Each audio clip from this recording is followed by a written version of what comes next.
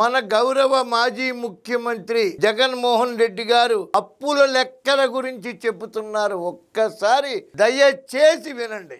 ఏకంగా మేము 5 ఏళ్లలో చేసిన అప్పు 3,31,1,000 కోట్లు అయితే ఈయన 2 ఏళ్లలోనే 3,20,000 కోట్లు, 3,20,454 కోట్లు ఈయన కాంట్రాక్టెడ్ అండ్ చేసిన అప్పు క్రాస్ అప్పు.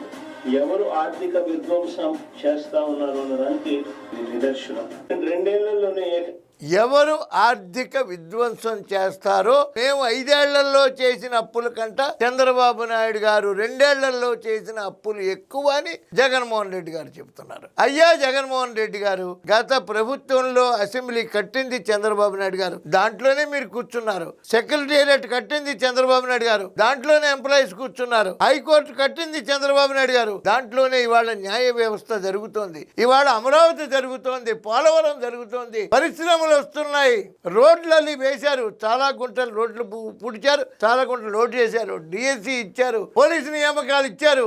కష్టపడి ప్రభుత్వానికి, పనిచేసే ప్రభుత్వానికి ఖర్చు వస్తుంది సార్. మీరేం చేశారు సార్?